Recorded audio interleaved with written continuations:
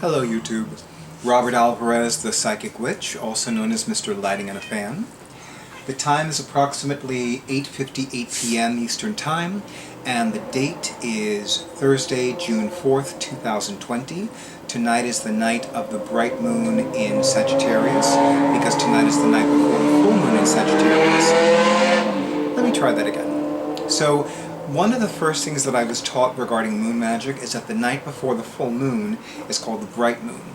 So, because tonight is the night before the full moon and lunar eclipse in Sagittarius, tonight is the night of the bright moon in Sagittarius.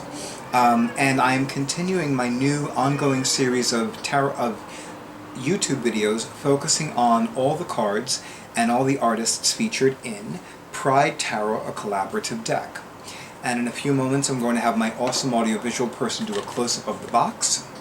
I really love the concept of this tarot deck. I love that it is focusing on the pride of the LGBTQ+ community.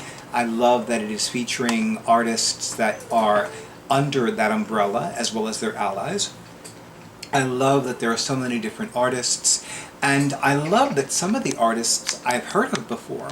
That's exciting to me, because I'm like, oh, I get to see something else that you've created, which makes me very happy. So, the next card is Trump 1, or the Magician. And I'm going to have my awesome audiovisual person do a close-up of the card. And what I am going to do is also read what is written about the Magician card in the accompanying guidebook, because when I looked at the Magician card, I was looking at the animal form, and I'm like, what animal is that? I mean, I see the hooves, but I don't see anything else that looks goat-like to me. And the shape of the animal body doesn't look very goat-like. It looks like something else, but I'm not sure exactly what. The hooves definitely indicate something like goat or livestockish. So, and I love the whole aesthetic. I love the pentacle necklace, the sword on the side. I love the combination of a white and a red rose, and what looks like a purple rose, but it's actually a head covering. And in African culture, it would be called a tignon, which is traditionally worn by African women. And what in the inside of the tignon, the African woman usually wears a flower with the stem cut and facing the point of the tignon, and the bloom is directly on top of the head, almost as if it's directly on top of the crown chakra.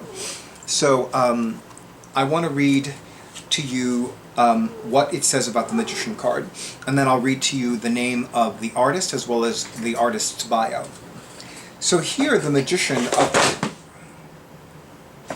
I'll exercise later. Cheryl of Notions and Potions knows exactly what I mean. Here, the Magician of traditional tarot takes the form of a Nahual, a Mexican witch or sorcerer who has the ability to transform into an animal at will. Nahuales are a traditional part of Mexican belief in both indigenous and Mexican culture. They are gender fluid, with the beard of a man, but with the hairstyle and earrings of a woman. They have the ability to transform not only into a beast, but to change their gender as well. They hold the 4 elements. I know, Durga. They have the ability to transform not only into a beast, but to change their gender as well. They hold the 4 elements of the 4 suits, the wand, the cup, the pentacle, and the sword, for they have control over all of the necessary elements to manifest their intentions.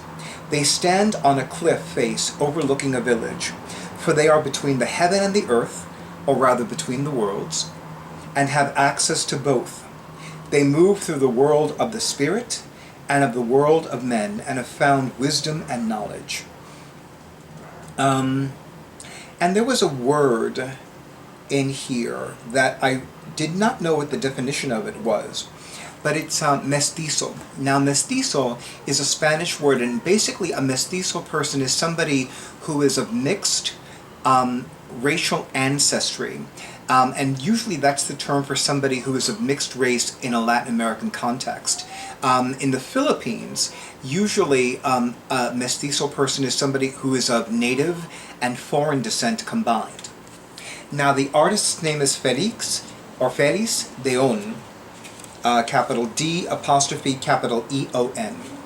Felix D'Eon is a gay artist based out of Mexico City who makes watercolors and drawings in a style distinctly reminiscent of 1920s children's books, Golden Era American comics, and Japanese Edo printmaking. He prints fawns. It's a fawn. I knew I was right about the goat. He prints fawns, knights, sailors, mermen. I do love my mermen. I love the mermaids too, but I love the mermen more. And top-hatted gentlemen. His beautiful fantasies reclaim a language that has been long denied, and in the telling creates a dream of gay love and sensibility, where any shame surrounding same-sex love and sexuality is stripped away. His work offers hope that his fantasy of the past will instead become a promise of what is to be. And again, in the description box, I will have the artist's website, Instagram account, and he has an Etsy shop, which I will be favoriting before midnight tonight. So, I really dig this magician card. I actually dig this magician card even more, having read the information about it in the accompanying guidebook and having read the bio of the artist. And it's funny because, fawns are magical.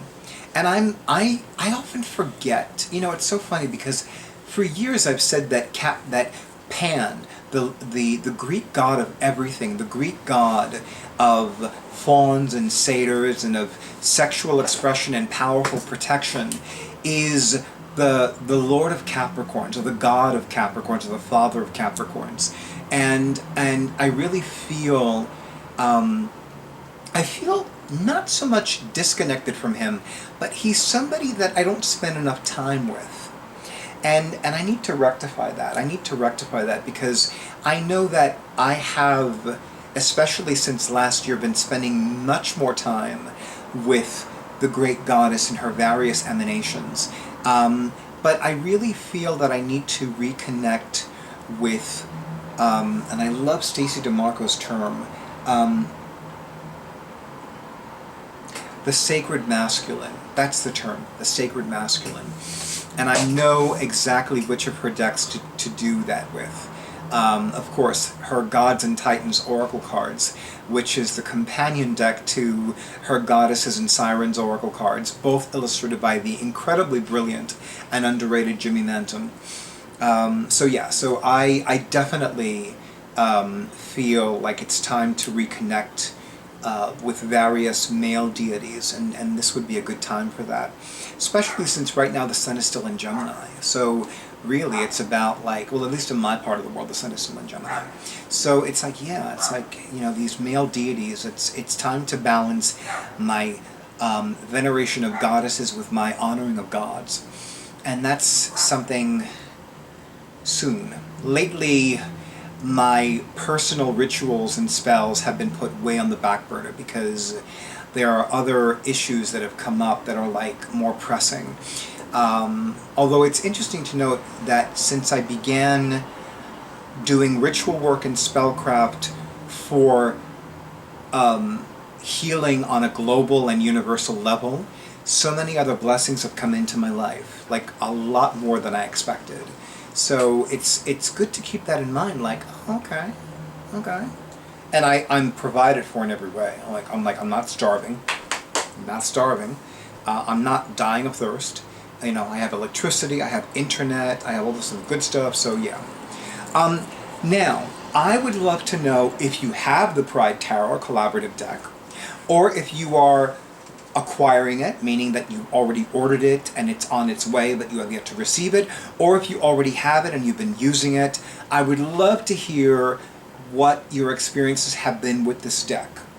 And with that, YouTube, thank you so much for honoring who I am and what I do.